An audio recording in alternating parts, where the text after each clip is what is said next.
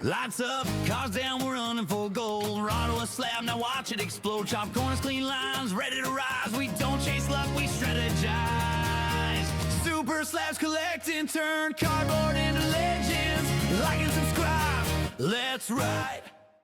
I think Caitlin Clark cards are a buy right now. Let's talk about it. Not because she just dropped 40, not because of hype, because her cards are down.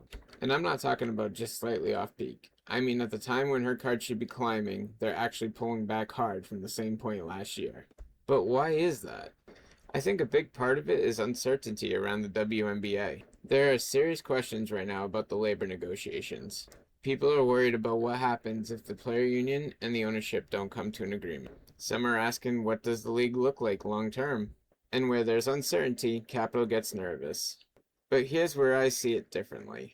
The WNBA is backed by the NBA, and that matters. And even in the worst case scenario, even if things had to be restructured or rebuilt, Caitlin Clark would be at the forefront of that. She is the type of player you can build a league around. She also made it clear she wants to play. She's not positioning herself as someone looking to shut things down. That matters too. I don't view Caitlin Clark as a normal WNBA investment. I view her as a blue chip stock. And yeah, that might sound like hype, but zoom out. She didn't just play well, she changed attention. And I think we're still early in understanding how big that shift actually was. So instead of arguing opinions, let's look at the numbers. Let's look at the WNBA before Caitlin Clark and after she entered the league. Before Caitlin Clark entered the league, the WNBA was steady, but it wasn't exploding. Attendance was solid in certain markets. TV numbers were consistent but modest. It was a loyal fan base, not a mainstream surge. Then she joined the Indiana Fever, and things started changing immediately. Games started selling out, not just at home, but on the road. Teams literally moved games from smaller arenas to larger NBA venues because demand was too high. Let that sink in. They didn't add folding chairs. They didn't just open up the upper deck. They relocated games to bigger buildings because tickets were disappearing. Television numbers spiked specifically for games Caitlin Clark was in. Her games were the most watched games in WNBA history. This drove up numbers for the entire league, giving the WNBA some of the highest regular season ratings the league had ever seen. That's not hobby hype, that's measurable attention. And attention is currency. She didn't just bring fans from Iowa, she brought casual viewers. She brought people who had never watched a WNBA game before. That kind of crossover impact is rare. And when a single athlete can materially move attendances, ratings, and media coverage, that's not just a good rookie season, that's franchise-altering presence. That's blue chip behavior. So if all of that is true, if attendance spiked, if TV ratings jump, if arenas had to be upgraded, then why are her cards down? That's the real question, and I think the answer is simple: timing. When Caitlin first hit the league, the hobby priced her like the future was already guaranteed. Peak hype, peak media coverage, peak rating submissions. Her rookie cards came out into maximum excitement, and when that happens, prices don't reflect reality, they reflect expectations. The market wasn't asking, will she be great? The market was pricing in that she already was. So what happens next? Supply hits. PSA returns start flooding in. Pop counts climb, early flippers take profit, speculators rotate into the next thing. And then you layer on top of it the uncertainty around the league itself. Labor talks, long-term structure questions, and now you have doubt mixed with higher supply. That's how prices pull back. Not because she got worse, not because the impact disappeared, but because expectations normalized. And normalization feels like decline, even when the foundation is stronger than ever. This is usually when smart money starts leaning in. Not at the peak of hype, or when the prices are vertical. Not when everyone's posting PSA 10 screenshots with rocket emojis. Smart money accumulates when the narrative cools, supply stabilizes, prices retract. Uncertainty shakes out weak hands. This is when you're no longer paying for perfection, you're paying for possibility. And that's a huge difference. At peak hype, you're buying expectation with very little room for upside.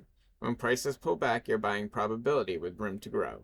If you believe Caitlin Clark is a long-term face of the league, a consistent all-star level talent, a cultural mover, not just a stat sheet filler, then this type of pullback is where positions get built, not chased. But let's not pretend this is risk-free. There are real risks.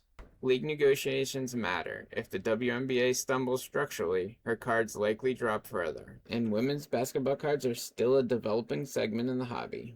It's growing, but it's not 1990s NBA liquidity. So this isn't a load the boat blindly play, this is a thesis play. Size it properly, understand the supply, avoid overpaying for ultra-high pop slabs, and accept that this may take time. Because historically in sport cards, the money isn't made at peak excitement. It's made when conviction meets pullback, and right now, we're in a pullback. Let's make this real by using a specific card as an example. Let's take the 2024 Prism WNBA, card number 145, Rookie Variation Blue Velocity of Caitlin Clark.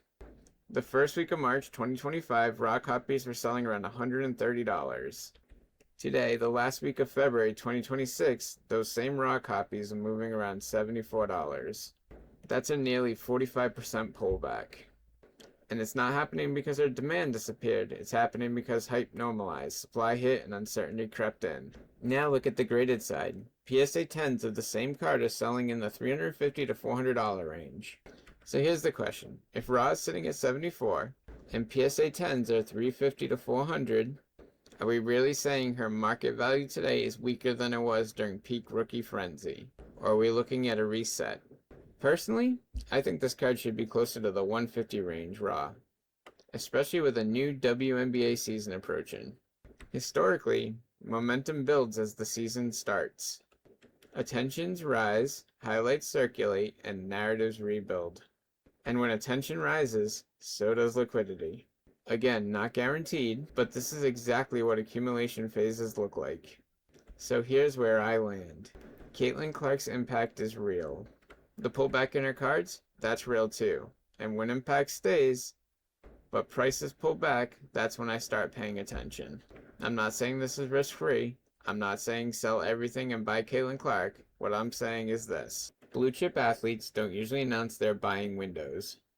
They quietly give them to you when hype cools and convictions get tested. Right now, we're not at peak mania. We're not at maximum optimism. We're in uncertainty, and uncertainty creates opportunity. I believe she's a foundational piece to the WNBA long term. I believe attention follows her. And I believe this current dip will look different in hindsight if the league stabilizes and she continues to perform. That's my thesis. Not hype, not emotion, it's conviction. And right now, I'm buying conviction. Thank you for watching. I hope you found this episode interesting and valuable.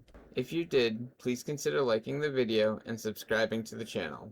Lights up, cars down, we're running for gold. Raw to a slab, now watch it explode. Chop corners, clean lines, ready to rise. We don't chase luck, we strategize. Super Slabs Collecting, turn cardboard into legends. Like and subscribe, let's ride.